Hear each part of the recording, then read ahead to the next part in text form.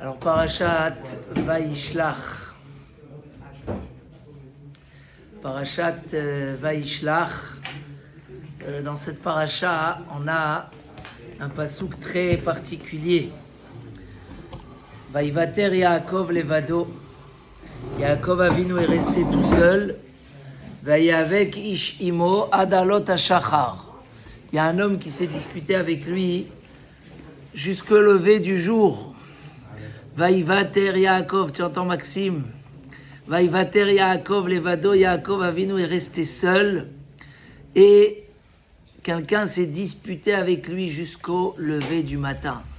Qui c'était cet homme-là? Disent Chazal, c'était Saro Shel Esav, c'était l'ange de Esav qui est venu avant que Yaakov y rencontre Esav pour se disputer avec lui.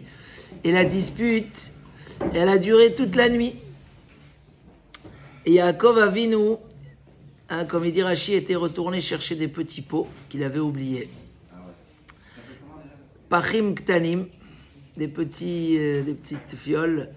Et la dispute est allée jusqu'au matin, il dit Rashi, ils ont fait monter de la poussière. Vaillez avec. Ils ont fait monter de la poussière jusqu'au trône céleste. Et chaque année, on essaye de comprendre c'était quoi la dispute. Elle était physique, psychologique, elle était dans la logique, dans les valeurs, où elle était... C'est quoi cette poussière jusqu'à qui c'est à Kavod? C'était quoi exactement cette dispute? Alors le Sforno, il nous dit que cet ange-là, il a essayé de montrer des choses à Yaakov Avinu, surtout au niveau des générations, et le faire décevoir de son chemin. Voir tout ce que le peuple d'Israël va souffrir dans les galouillotes, les épreuves, ceux qui vont s'éloigner de la Torah, et tout ça, alors que Yaakov, c'est Torah et Emet, c'est les choses. Alors, il a essayé de le détacher d'Akadosh Baruch Hu, que sa pensée se détache, ou qu'il se remette en question, ou qu'il pose des questions. Et Yaakov Avinu n'a pas lâché, jusqu'au matin. La seule chose, c'est quand il lui a montré que des guides du peuple d'Israël, Madriché Amo, ceux que eux vont fauter, ça l'a un peu, rien que juste un peu déconcentré de son attachement à Kadosh Baruch Hu, et avec ça il a réussi à lui déboîter le pied. Rien qu'avec ça il a dû déboîter le guide anaché, mais sinon Yaakov Avinu s'est marqué dans la suite à gagner la bataille avec Yaakov, et il a battu avec l'ange, et Akadosh Baruch Hu lui a devancé le soleil pour le guérir. Vaizrach lo hashemesh, le soleil qui s'était couché à Aramoria pour que Yaakov y dorme et il rêve le rêve de l'échelle. Alors ce soleil-là qui a manqué son travail quelques heures, est sorti plus tôt pour guérir Yaakov Avinu de ce qui boitait. Alors Stam, j'ai vu hier quelqu'un qui disait, dans la guerre des 6 jours, dans la guerre avec les Yarden, sur Yerushalayim, avec les Jordaniens, il y a une bombe qui est arrivée, qui a explosé à un endroit où il y avait du gaz, ça a fait un feu énorme. Mais juste après, il y a une deuxième qui est arrivée et qui a explosé le ballon d'eau, et le ballon d'eau, il a éteint le feu. Alors Rav Shvadron, il disait, pourquoi Hachem il a fait que ni l'un ni l'autre? Pourquoi il fallait que le premier arrive et le deuxième éteint? Il dit des fois, Akadosh Baruch Hu, il veut montrer à l'homme combien il aime. Donc oui, il envoie la Xéra, mais il envoie la Yeshua par derrière.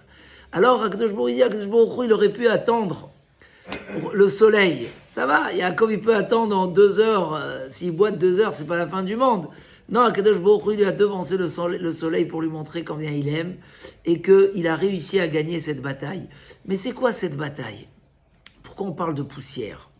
Parce que, Béhémet, toute la dispute de l'homme dans la vie, c'est entre le faux et le vrai, entre l'éphémère et l'éternel, entre la neshama et le corps, entre le cheval et son cavalier. C'est ça toute la bataille de notre vie. La vérité, on l'aime.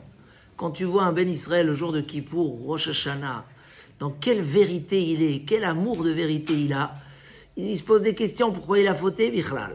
À la limite, c'était une erreur, c'était pas moi. Un Ben Israël, et surtout un Oved Hashem, le problème c'est le Yetzer Hara. Le Yetzer Hara, il nous fait de la poussière. Le Yetzer Hara, il est considéré, c'est quoi la poussière? C'est quelque chose qui cache la lumière, mais qui a rien. Il n'y a rien de palpable. Tout le Yetzer Hara, toutes les épreuves, toutes les difficultés d'avancer dans la tsniout pour une femme, toutes les difficultés de se fixer du temps pour étudier alors que c'est la source de la bracha, toute la difficulté d'être généreux et de faire de la tzedaka alors que la bracha derrière elle est énorme, c'est tout simplement c'est la poussière qui cache la vérité. Quand tu vois la vérité par derrière, il n'y a plus d'épreuves. Quand tu es dans le Hémet, comme on disait les Baalei Hamoussar, ce Shabbat c'est la Iloula du Sava de Novardok. Rav Yosef Yozel Horowitz, le 17 qui se lève, qui a développé la chita du Moussar, c'est avant que tu étudies du Moussar, l'épreuve elle est énorme.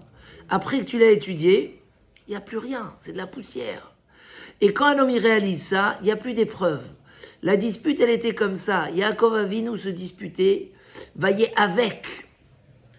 Pour lui, il travaillait pour comprendre que tout ce que les Tzerara lui dit, tu sais, tes enfants, ils auront ça, ils vont les faire souffrir, et dans la Shoah, et machin. Et Yaakov Avinu devait se dire que tout ça, c'est que de la poussière. Savoir, ne pas croire que c'est de la réalité. Ne pas renverser l'imagination à la vérité. Au contraire, savoir que même des choses que les Tzerara, il a réussi à te montrer comme si que c'est vrai, tout de suite dévoiler le mensonge qui apparaît derrière et que c'est que de l'imagination. Si on a fait ça, on a tout gagné. Vaillez avec. La poussière était Adkissé à Kavod. L'ange de Esav, il essayait de mettre de la poussière jusqu'au trône céleste. Et Yaakov Avinu repoussait la poussière pour revoir le trône céleste. Ça, c'est tout le travail de l'homme. Et d'où le message d'être un homme qui est mit-abek. Le problème avec le Yetzer Hara, c'est quand on ne réalise pas qu'il vient en cachette. C'est le serpent qui vient piquer la cheville. Si on n'a pas réalisé ça, on risque de perdre la guerre. Il faut être un bataillon, comme ça on dit en français, un bataillon. Vaillez avec. Vaïvater Yaakov, Levado Yaakov, il est resté tout seul. Un bataillon. C'est une qualité qui permet, dit la Gemara dans Avodah Zara, Kol mi sheosek batorah ou bigmilut chassadim. Ou plutôt, c'est marqué comme ça. Ashrechem Israël. Kshatem oskim batorah ou bigmilut chassadim.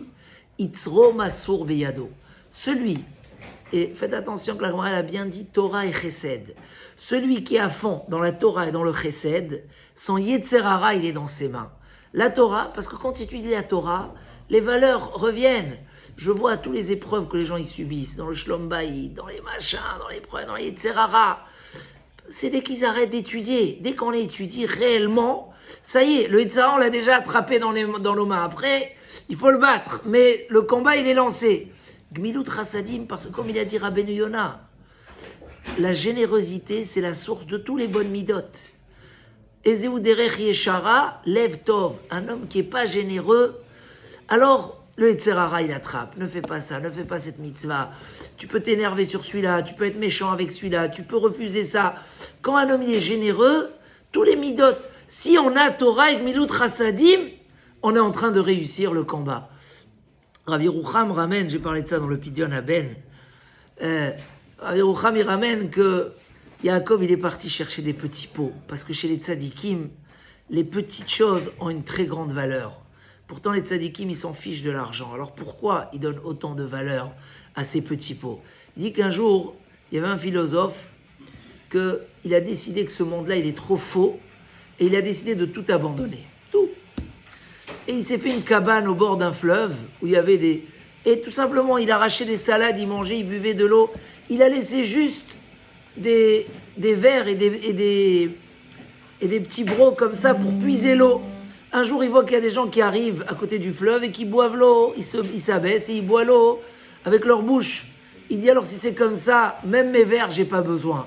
Et il a tout jeté. Il dit, Rav Dessler, c'est pas ça le chemin de la Torah. C'est pas ça le chemin de la Torah. Le chemin de la Torah, il est profite. Profite. Tout ce que je t'ai donné, ça a une bonne raison. Mais sache pourquoi Hachem il te l'a donné. Yaakov a venu, il disait, si Hachem il m'a donné ces pots-là, je vais en faire avec quelque chose.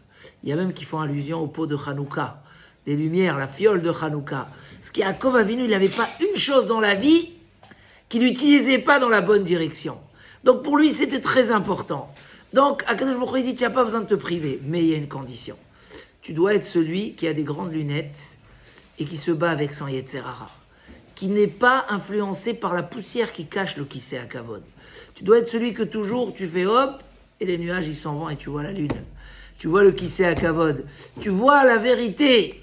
Ça, c'est tout le combat d'un homme. On connaît tous l'histoire du Nazir. Le Nazir que Shimon HaTzadik l'a embrassé.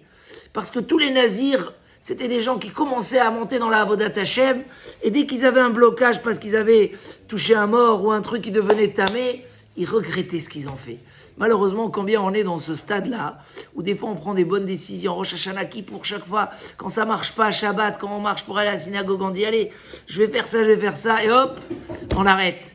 Et ce jeune Nazir qui avait des beaux cheveux, qui était beau, qui est venu chez Shimon HaTzadik, et Shimon HaTzadik a dit c'est pas normal, celui-là il a coupé ses cheveux, qu'est-ce qui se passe?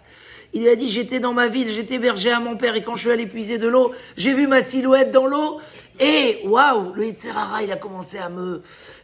Il a sauté sur moi, Bikesh les tordeni mina olam, il a voulu m'exterminer du monde. J'ai juré, je vais devenir nazir. Shimon HaTzadik, il a entendu ça, il a embrassé et il a mangé de son sacrifice.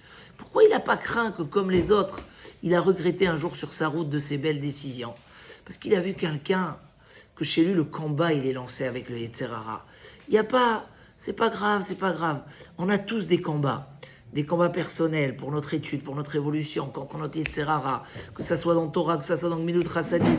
On a des combats d'évolution à la maison, dans la Tzniut, dans la Kedusha, dans les Maasim Tovim. C'est un combat de tous les jours. Celui qui est dans le combat, il va gagner. Et il va arriver à voir le Kisei HaKavod. Le soleil va briller dans cette maison. Il y aura toujours de la simcha. Et plutôt qu'avoir la crise de la quarantaine, comme ils disent, bien au contraire, ce sera toujours l'amour qui va grandir et l'union qui va se renforcer, la Kedusha qui va s'installer, les enfants qui vont progresser. Parce qu'il y a un combat. Quand il n'y a pas de combat, tout est autorisé. Quelqu'un, il m'appelle et me dit « Ah, mon fils est très turbulent. Est-ce que je peux lui acheter même pas un PS3. Il a dit « Est-ce que je peux lui acheter la DS ?»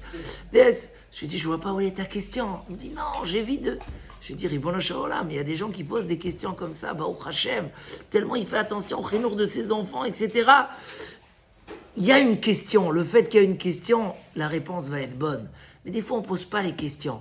Il va taire Yaakov Levado. L'exemple de Yaakov Avinu, c'est de se battre contre le Yetzer Hara. Mais là, à la fin, le soleil il brille. Et avant l'heure, Akadosh Baruch Hu, il te montre une hatzlacha. Des fois, quelqu'un me dit, mon fils, il se marie. Quel âge il a? 21 ans. Et ma fille, 19 ans. Je dis, quoi, tellement tôt? Baruch Hashem. Toi aussi, tu es rentré dans de ce que la Gemara a dit, que celui qui prie, Hashem va lui répondre, et qu'Hashem va l'aimer, c'est celui qui marie ses enfants tôt. Oui, parce qu'il dit, ça y est, je veux qu'il soit dans la Kedusha. C'est un changement de vie, mais c'est un changement tellement magnifique, tellement beau. De quoi arrivent ces vérités-là? De quoi ils arrivent ces choses-là? Dès qu'un homme va y avec, il a cette notion de se disputer avec son Yetzer Hara. Alors Chazak, Venit Chazek, et que le soleil brille dans nos maisons, toujours la simcha et le bonheur, les ishuot. Alors on a la chance, Bezrat Hashem, comme je vous ai dit lundi matin, le Rav Hagon, Rabbi Shlomo Amar, Rav de Yerushalayim et ancien Rav, va venir ici, donner une dracha. On va mettre des écrans, Bezrat Hashem, pour soyons tous ensemble et qu'on soit mitrazek et qu'on commence à déjà allumer les bougies de Hanouka qui brillent et qui nous allument, qui nous éclairent le bon chemin. Chazak.